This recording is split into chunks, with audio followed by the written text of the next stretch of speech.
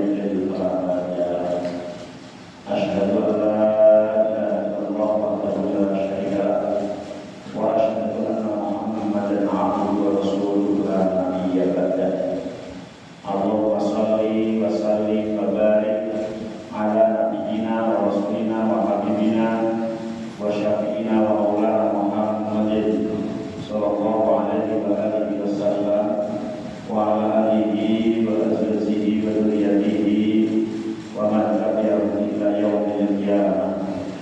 قال الله تعالى في كتابه الكريم أعوذ بالله من الشيطان الرجيم يا أيها الذين آمنوا اتقوا الله حق تقاته ولا تموتن إلا وأنتم مسلمون يا أيها الناس اتقوا ربكم الذي خلقكم من نفس واحدة وخلق منها زوجها وبث منهما رجالا كثيرا ونساء واتقوا الله الذي تساءلون به والأرحام إن الله كان عليكم رقيبا يا أيها الذين آمنوا اتقوا الله وقولوا قولا سديدا يصلح لكم أعمالكم ويغفر لكم ذنوبكم ومن يطع الله ورسوله فقد فاز فوزا عظيما فاعلم أن خير الحديث كتاب الله وخير الهدي هدي محمد صلى الله عليه وآله وسلم وشر الأمور محدثاتها وكل محدثات بدعة وكل بدعة ضلالة وكل ضلالة في النار. Hadirin wal hadirat, bapak-bapak, ibu, jamaah salat subuh Masjid Nurul Qoman yang senantiasa dimuliakan oleh Allah Subhanahu wa taala.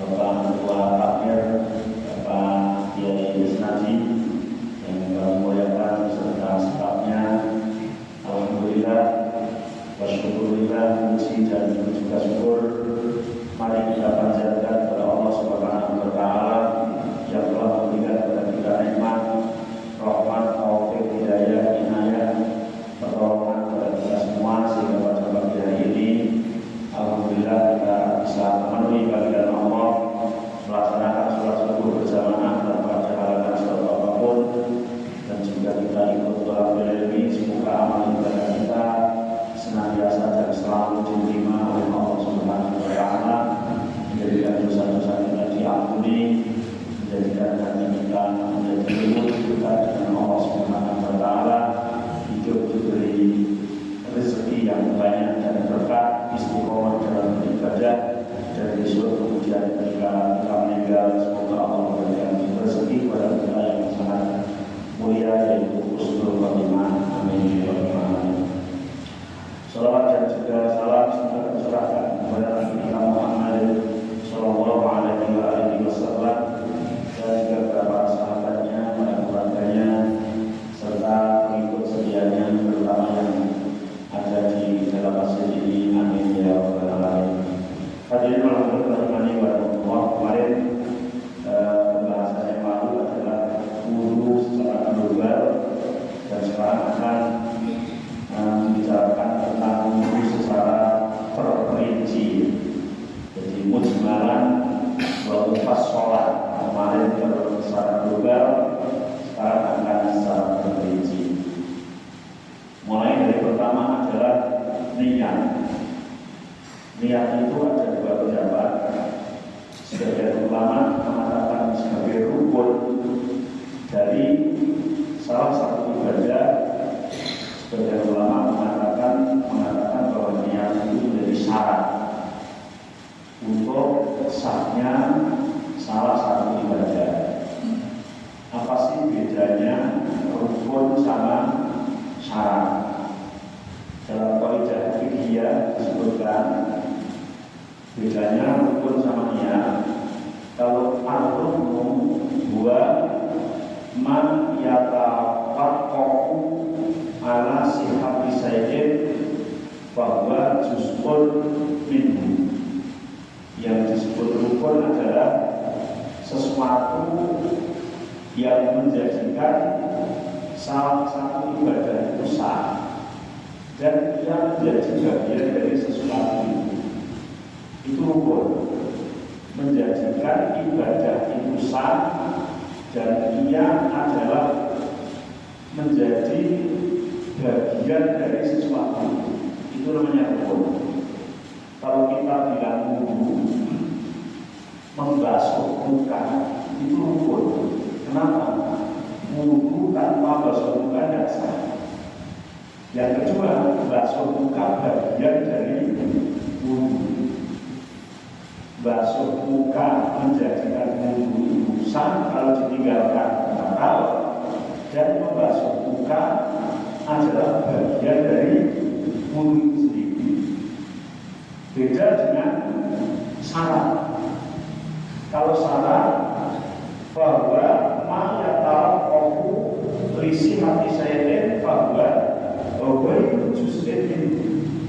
Syarat itu menjadikan sesuatu ibadah itu sah, tapi bukan bagian dari sesuatu itu.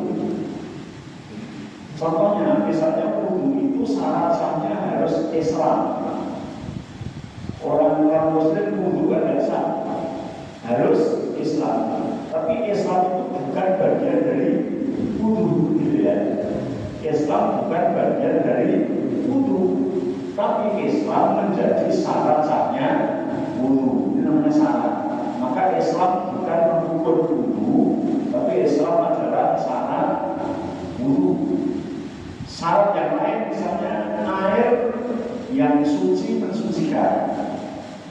Wudu wajib menggunakan air yang suci mensucikan. Wudu pakai teh hangat atau pakai kopi tidak sah, karena kopi dan teh itu suci tapi tidak mensucikan. Bukan aja sebetulnya suci tapi tidak mensucikan. Tapi air yang suci mensucikan itu bukan bagian dari wudu, gitu ya. Maka air ini namanya syarat.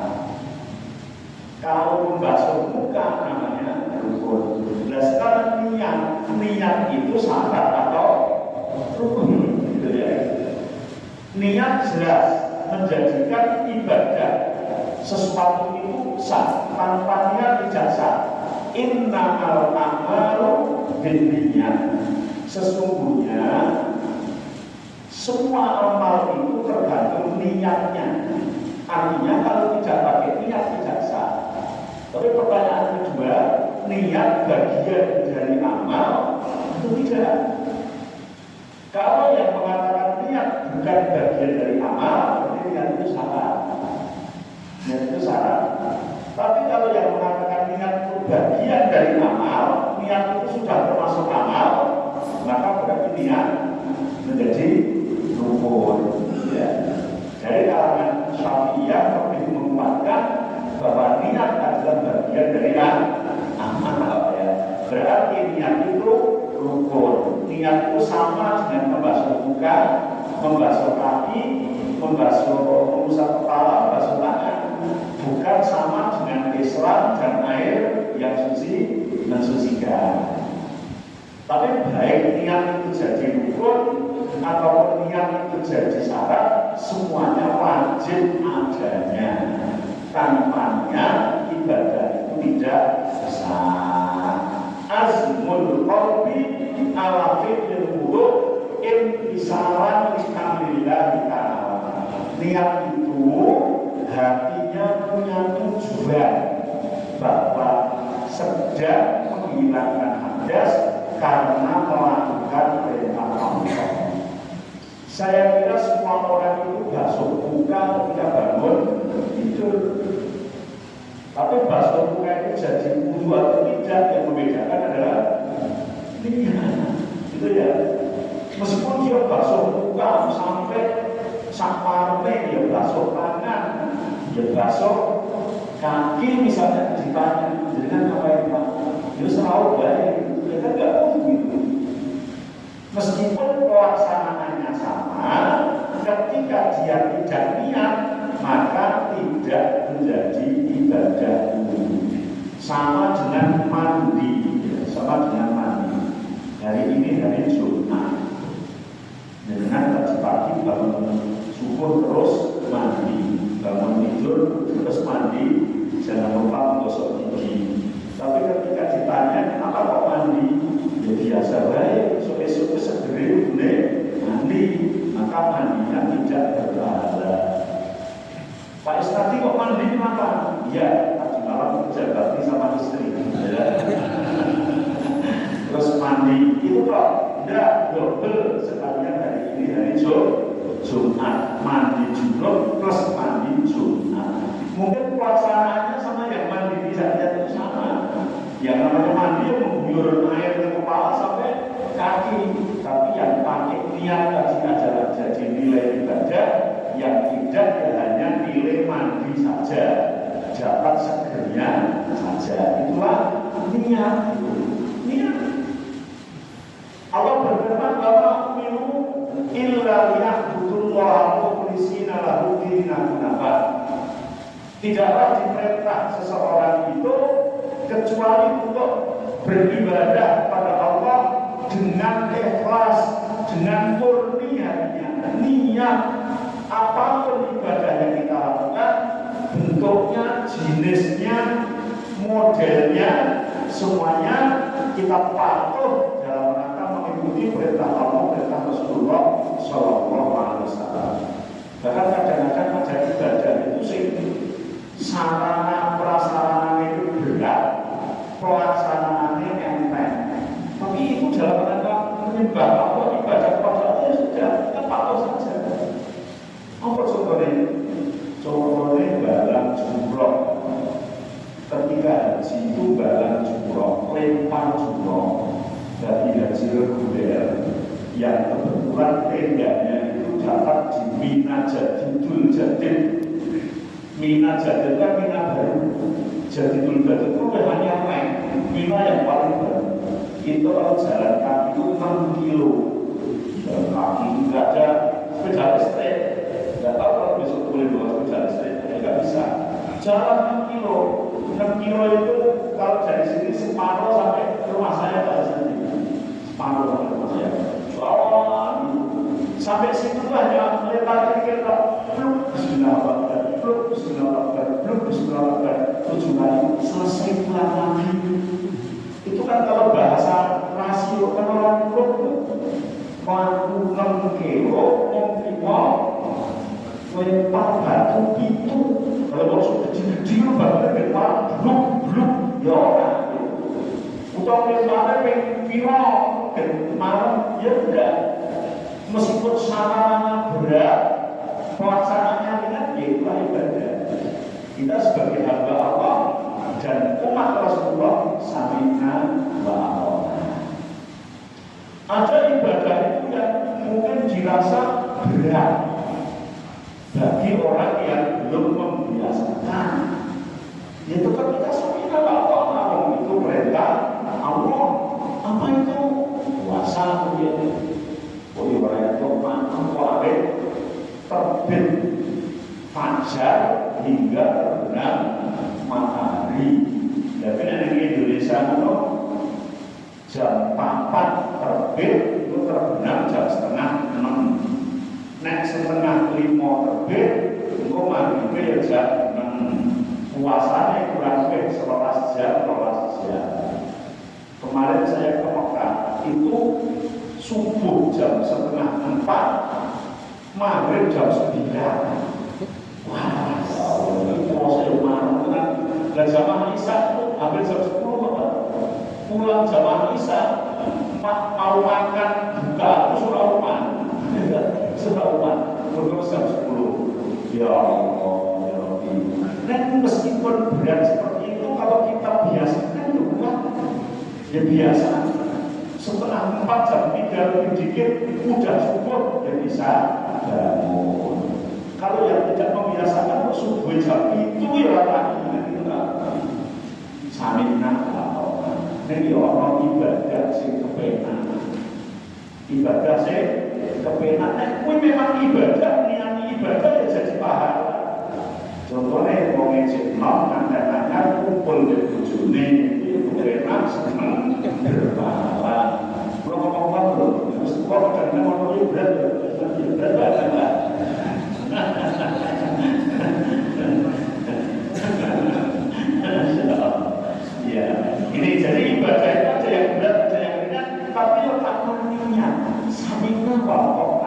Bahkan ketika kita ibadah berlebihan sehingga sampai menyiksa diri, memberatkan diri, Allah malah nggak suka.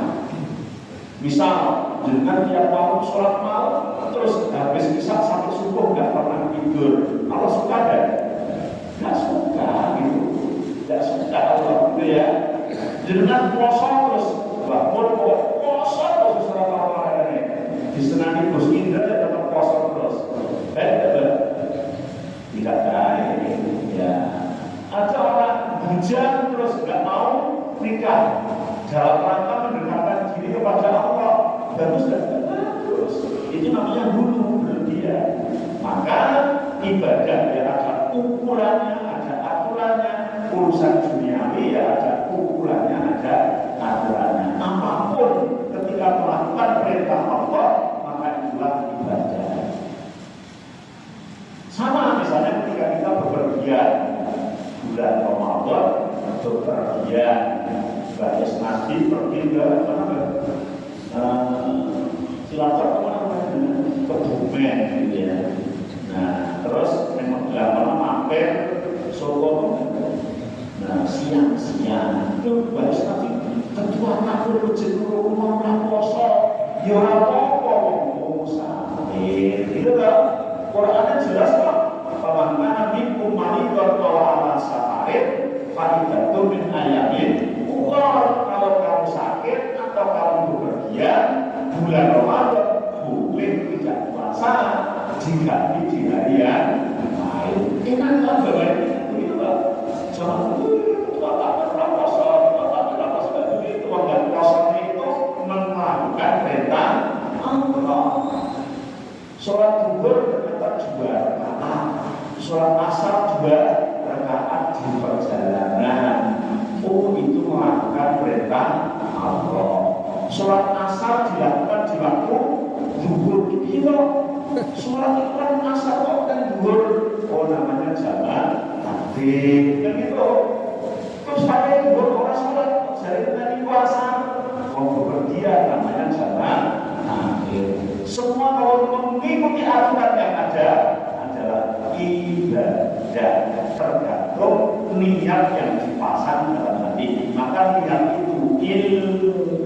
Tidak mungkin orang itu bisa niat tanpa ilmu. Makanya Nabi mengatakan innamal a'malu binniyat wa innamal likulli imri'in ma nawa.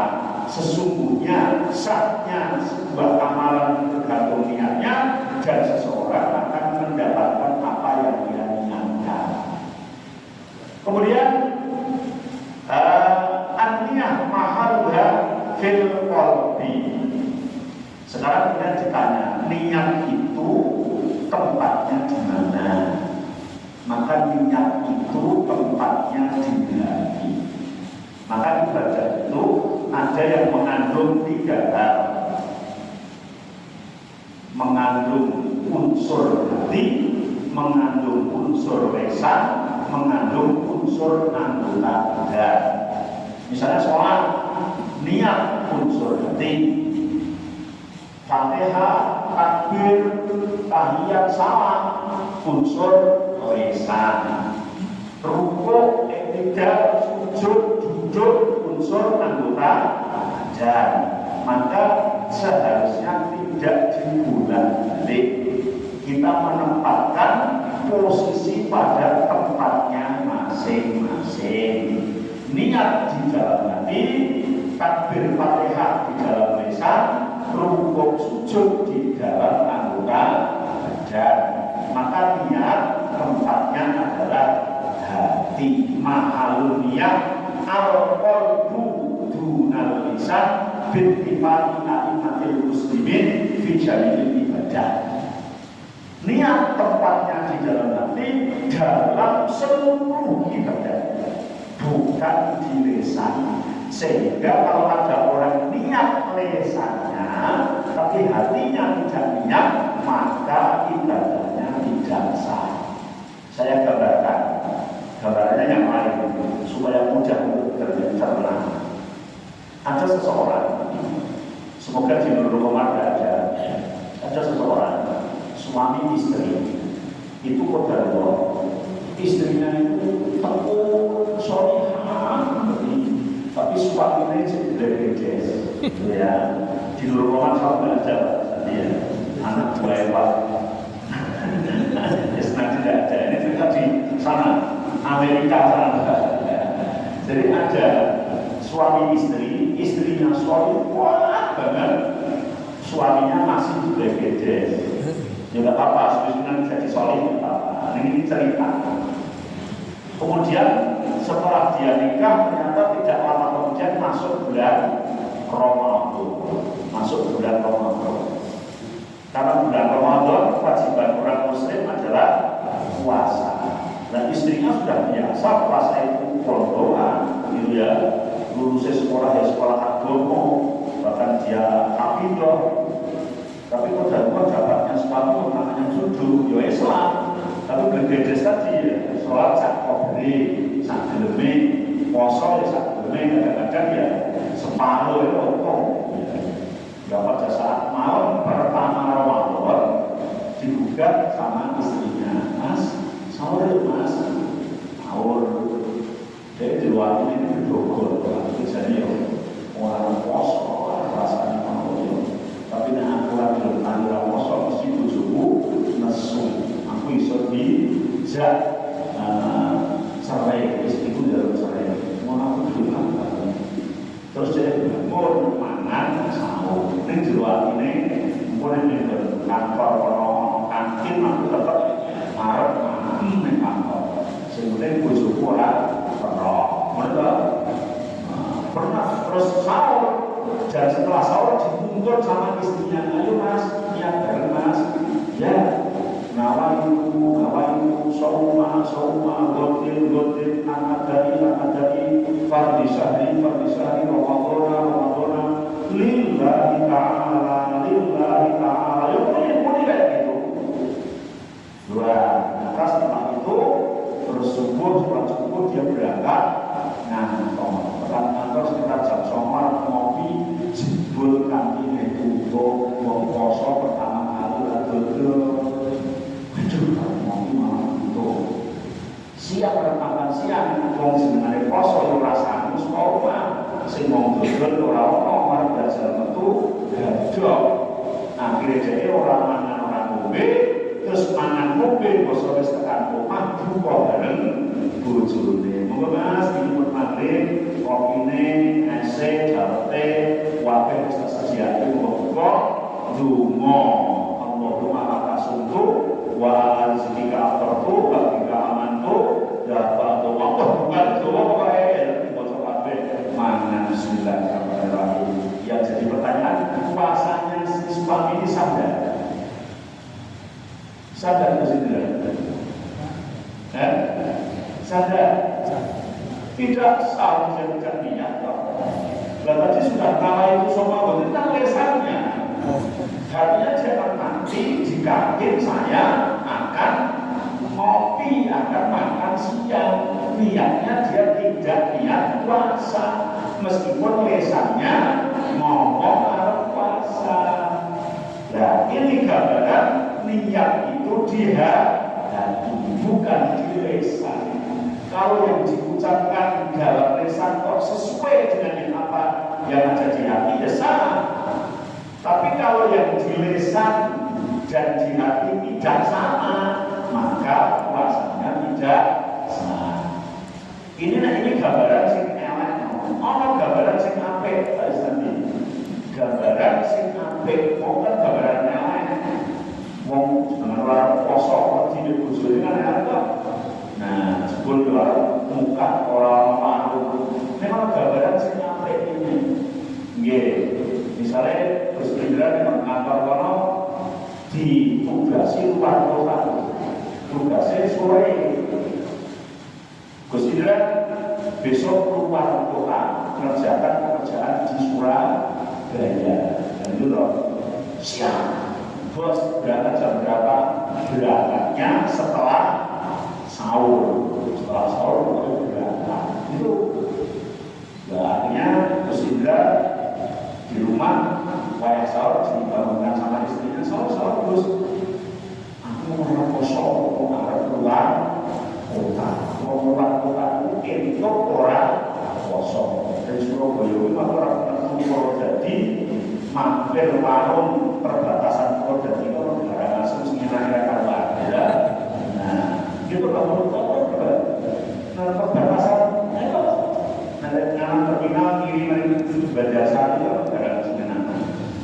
Orang sarapan konoan, jadi orang Arab kosong. Kan boleh mengumpul sate. Ternyata habis sahur sholat subuh berangkat ke kantor dulu mampir. Sampai kantor ternyata bosnya bilang ternyata peraturannya ditunda minggu depan.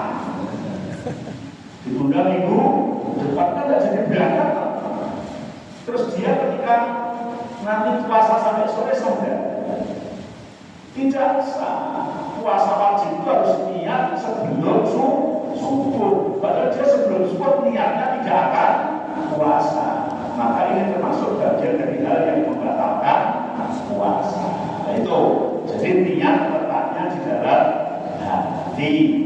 Kalau lisan hanya untuk membantu. Hanya untuk membantu hati. Bahkan kalau sudah terbiasa hati, tidak perlu lisan. Karena kalau semua ibadah niatnya harus diucapkan dengan keberatan.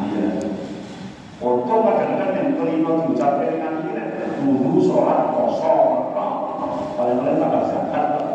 Nah, misalnya dengan kumpul ke bujurnya, niat niatnya untuk hater, kameran melantau. Foto-foto saya tak niat jadi. Jadi niat isun aku hubungan dengan kowe ibadah kepada Allah. Jadi lucu kan itu ya. Nah, terus apapun kalau harus diucapkan, maka niat cukup di dalam hati. Lisan hanya untuk menguatkan. Maka kata ulama, kalau takalama bilisanihi dikhilafi mana fi qalbihi kana ikibar bimana wa la bima la fa'adho. Kalau ada orang lesannya ngucap, lesannya bilang, lesannya ngomong, tapi menyelisihi apa yang ada di dalam hatinya, maka yang dihitung adalah yang ada di dalam hatinya. Walau kata lama bilisanihi, walau kasulan yang fiqalbihi, lan juz. Sehingga ketika orang lesannya ngucap, seperti yang contoh tadi suami istri tadi, tapi hatinya tidak niat, maka secara kesepakatan ulama bittifaqi a'immatil muslimin, maka ibadahnya tidak sah karena niat adalah di dalam hati. Fa'inna niat dia jinsul qasdi wal azmi. Niat itu jenis niatnya hati dan niat itu ilmu. Makanya kadang kalau nggak punya ilmu nggak bisa niat. Saya pernah cerita di sini dan insya Allah juga tidak terjadi di Masjid Nurul Qomah, di Masjid Jeruk sana. Itu ada rapat sebuah kegiatan. Rapatnya itu dari pagi jam 9 sampai menjelang subuh. Ya, setelah rapat itu ditutup sekitar azan zuhur, kemudian panitia mengumumkan para peserta rapat yang kami hormati, karena ini sudah waktunya zuhur, maka rapat kita tutup, tapi mohon kepada semua peserta anggota rapat untuk ikut sholat jamaah haji. Musola ini yang dibuat rapat, jangan pada pulang. Masuk rapat ini masjid, masuk sholat itu pulang dulu. Ya, akhirnya kemudian benar pada mematuhi ketua panitia, terus pada umum kamar mandi juga. Nah, sebagian orang yang sudah tahu itu habis dulu pada sholat namanya sholat qobliyah. Namanya sholat qobliyah. Sholat. Ternyata ada sebagian jamaah dan itu juga bagian dari pengurus organisasi itu marah-marah sama salah satu pengurus mushola yang ada atau sama pengurus organisasi ada. Marahnya gimana? Itu loh dari mau dibuat jamaah atau sholat di sini. Ini kira sholat cocok ya,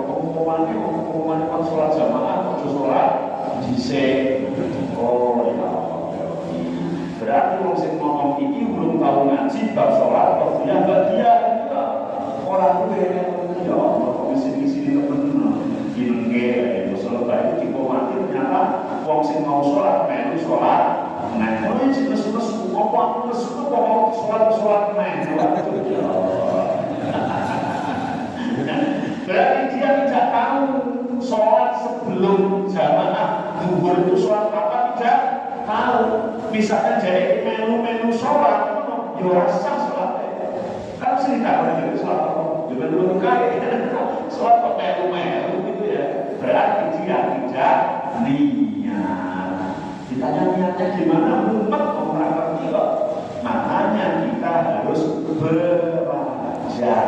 Itulah pentingnya ilmu. Sehingga ulama mengatakan al-ilmu imamul amal. Ilmu itu yang menjadi imamnya amal.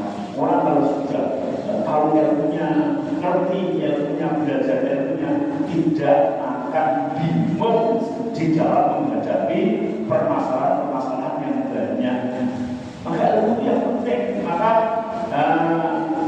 Imam Ibnu Rusdi di dalam kitabnya Az-Zuhad Fikih Nahdlatul itu mengatakan, dia bersahih begini, wa kullu man bi wali ilmi ya'malu amaluhu madudatun latuban wa kullu man, dan setiap orang bi wali ilmi tanpa ilmu ya'malu dia beramal amaluhu madudatun, maka amalnya ditolak, latuban tidak diterima. Maka harus dengan ilmu, jangankan urusan ibadah, urusan dunia saja harus pakai ilmu. Tanpa ilmu yang macam-macam. Dulu ada cerita, nggak tahu pernah saya cerita di sini nggak tahu kalau sudah ya biar dengar. Kalau belumnya biar tambah satu wawasan. Ada seseorang itu menerima menerima tukang, padahal dia tidak punya ilmu tukang. Jadi dia tidak punya ilmu pertukangan, maka menerima pertukangan. Dan ada seorang bawa kayu jati besar, mungkin ukuran 30 persegi, aku buder, arep tekan mentang-mentang nggak gawe reso. Tahu reso nggak? Dia reso berdiri. Terus dipercayai, siapa? Dipercayai sampai rogot cilik. Iku burung panggung. Aduh ini, terus tak rubah setelah selesai tak jadi lugu, kan satu sore lugu. Ternyata dipercayai terus. Terus satu sore lugu belum jadi rumahku. Nanti harus jadi kalau sekolah. Nanti Arab gawe aus cilik sekolah belum makmur. Akhirnya terus dipercaya terus jadi segede mundu. Jadi mundu kan wis cilik bakal. Ternyata wis cilik mundu belum makmur. Aku dipercaya terus kalau jadi sokok mundu. Lah kayu tol persegi jadi sokok mundu itu saja. Pergane orang nganggo ilmu. Maka ilmu itu penting, apalagi ibadah menuju pada Allah Subhanahu wa Ta'ala. Sehingga tadi Bapak Piyong kan bahasa Padang namanya. Jadi sholat aja nggak tahu ini gimana. Maka niat itu ilmu. Orang tahu ilmunya, tahu ini namanya sholat qashar, ini namanya sholat jamaah, ini namanya sholat witir, ini namanya sholat tarawih, ini namanya qobliyah, ini namanya wudu, ini namanya mandi. Itu kan ilmu gitu ya, mencontoh Rasulullah Shallallahu Alaihi Wasallam. Maka alhamdulillah majelis ilmu itu sehingga lebih utama daripada jihad. Untung dengan makan yang dulu orang makan ini Palestina itu, nah dan nilainya sama, karena ilmu inilah yang kemudian akan membuat kita lurus berjalan kepada Allah Subhanahu wa Ta'ala. Sehingga orang yang melangkahkan kakinya kepada thalabul ilmi dimudahkan jalan menuju surga. Man salaka tariqan yaltamisu fihi ilman sahhalallahu lahu bihi tariqan ila jannah. Dan siapa yang melangkahkan kakinya untuk thalabul ilmi, maka Allah akan mudahkan jalannya menuju surga. Karena menuju surga itu pakai masuk surga, menuju surga. Nggih, jenengan masuk kamar hotel pakai ilmu sendiri, pakai ilmu. Nah ilmunya kayak nganggo kancing, pring biasa wong desa kan terus gua kunci ini orang paham. Mana nganggo kunci kartu ya, kan jadi iki produksi pikir. Saya pernah bawa jamaah umroh masuk kamar mandi, iso metu. Gublok grek, barangnya sing sak kamar ya padha ora ngerti. Mobil saya postal ini teman saya terjebak di kamar mandi, keluarnya gimana? Wah, apa dia terjun? Nah, ini buka ini tak barang, buka ini buat terus ikut kok besok. Biasanya kancing prentil atau kancing. Nah, semuanya pakai ilmu. Hotel keluar hotel enggak pakai ilmu, tidak tahu. Naik pesawat nggak pakai ilmu, nggak tahu. Apalagi masuk surga harus pakai ilmu. Insya Allah sampai pada niat wudu, niatnya di dalam hati, dalam rangka untuk menghilangkan hadas kecil. Insya Allah ketika sudah niat dan melaksanakan wudu, nanti wudunya sah. Yang akan datang insya Allah mulai yang kedua yaitu membasuh muka dan seterusnya. Sampai di sini persilakan kalau ada pertanyaan.